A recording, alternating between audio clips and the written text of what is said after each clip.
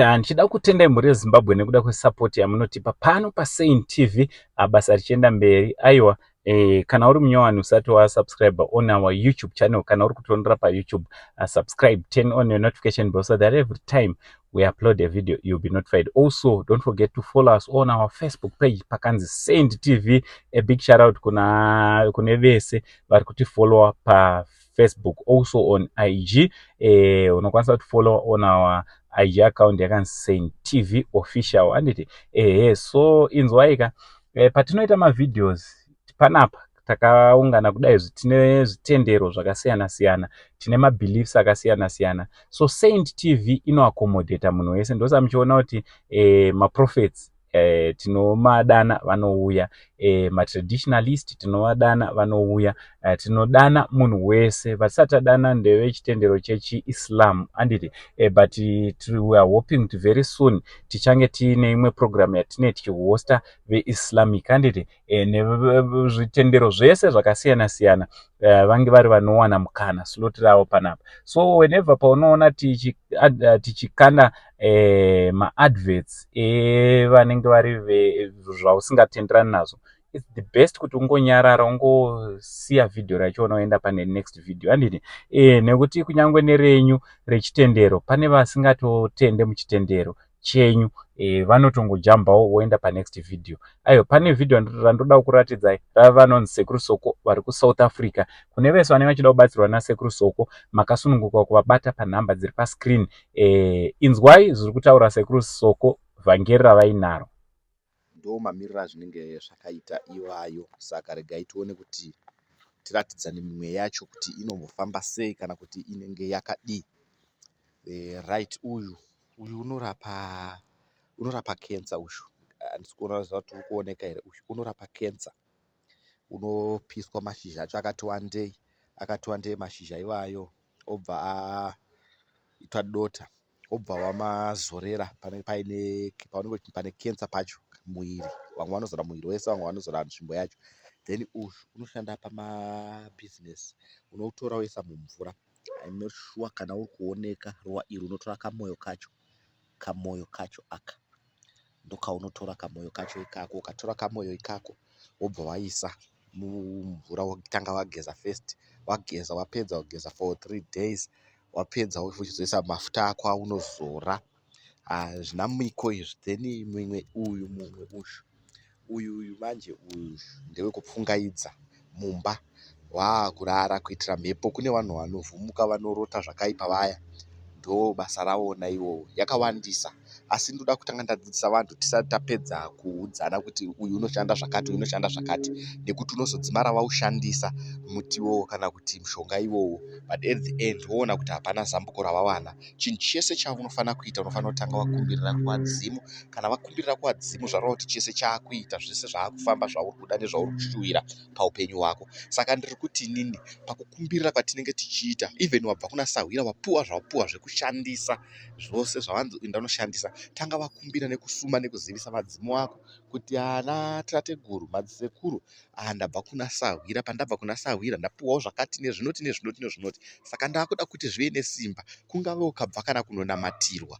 Paunosvika ukapuwa zvawapuwa, chero chipi nechipi, svikawo uchinamata nazvo. Ndo mafambiro azvinoita, ndokuti zvishande. Saka ndiri kungodzidzisa kuti inini zvese tichiratidza tichitaura zvareva kuti zvose zvinokumbirirwa. Tiri mukati mematare kudaro, zvareva kuti chinhu chose chatinenge takumbira nekuita chinobatsirika, chinoita zvakanaka. Chiwana hachina kuipa, chiwana hachina urombwa.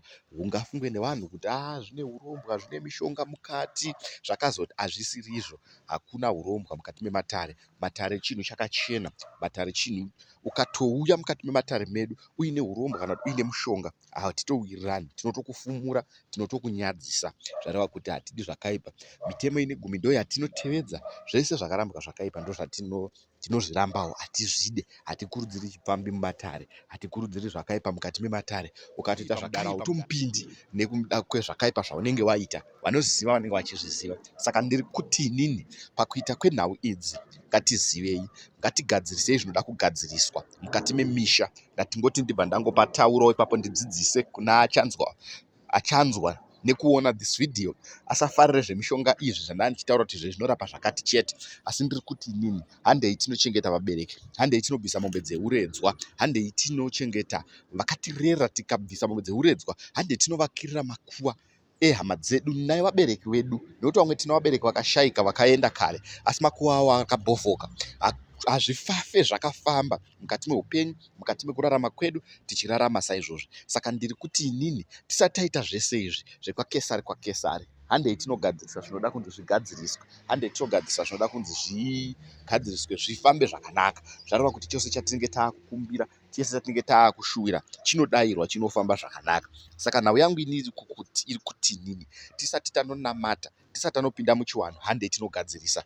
Iwewe upenyu hwako dzimwe nhambwe kuoma kwawakaita inyaya yekuti iwewe pachako kana kuti iwe paropa roho kwako pane nyaya yekuti pane zvoda kugadziriswa. Kune vanhu vane manjuzu, kune vanhu vane midzimu, kune vanhu vane mweya mutsvene kana kwava kumachechi. Haufe wakaita upenyu hwakanaka, haufe wakararama upenyu hwakanaka kana usati wagadzirisa zvinhu izvozvo. Enda mukati mematare, enda kumweya unonzwa kuti chii chiri kumisa upenyu hwangu. Kune vanhu vasiri kuroorwa right now, kune vanhu vasiri kuenda kumabasa, kune vanhu vane mabhizinesi asiri kufamba. Chose chisiri kufamba muupenyu hwako, urwere hwauinahwo, kungowengwa kwaunongoita, unongofunga kuti kuri kwega here, unofunga kuti kuri normal here.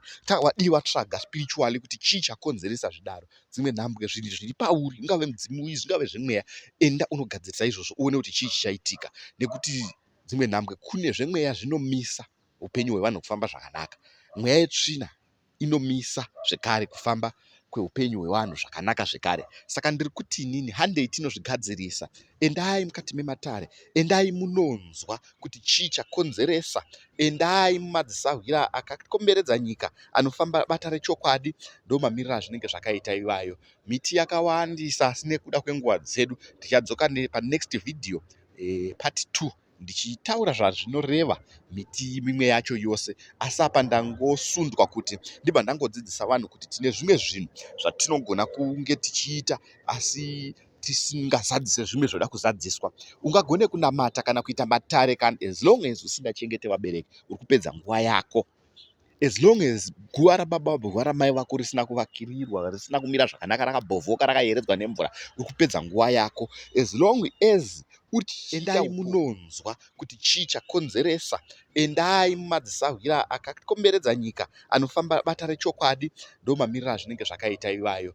Miti yakawandisa, asi nekuda kwenguva dzedu tichadzoka panext video part 2 ndichitaura zvazvinoreva miti mimwe yacho yose. Asi apa ndangosundwa kuti ndibva ndangodzidzisa vanhu kuti tine zvimwe zvinhu zvatinogona kunge tichiita asi tisingazadzise zvimwe zvoda kuzadziswa. Ungagone kunamata kana kuita matare kana as long as usingachengete vabereki, uri kupedza nguva yako. As long as guva rababa guva ramai vako risina kuvakirirwa, risina kumira zvakanaka, rakabhovhoka, rakayeredzwa nemvura, uri kupedza nguva yako. As long as uchiita upombwe, uri kupedza nguva yako. Saka ndangouya kuti tingodzidzisana zvishoma, tingotaura zvishoma seizvozvizvi, kureva kuti vazhinji vanga vazongofarira zvekuti uyu muti uyu unoshanda zvakati, uyu unoshanda zvakati. Matare anoitwa munhu wese, matare kune anoitwa pafoni, matare kune anoda munhu panzvimbo. Saka kureva kuti munhu wese ari free kubata. Kune vanenge vasunga vajambwa nezvimwe, munobvunza, you are free kubvunza. Unouya kuinbox kwangu wondibvunza kuti nhai sekuru, uyu muti uyu unoshandei, ndinokwanisa kukuudza pachena zvazvinoreva. Handingarwadziwi kukuudzai pachena, asi ndichadzoka nepart 2 ndichitora mimwe mifananidzo yemimwe miti yamungararame nayo nezvainenge ichishanda. Haisi zvekuromba, ndapota hairombeswei, haumuko ine mari mumba, asi kungoba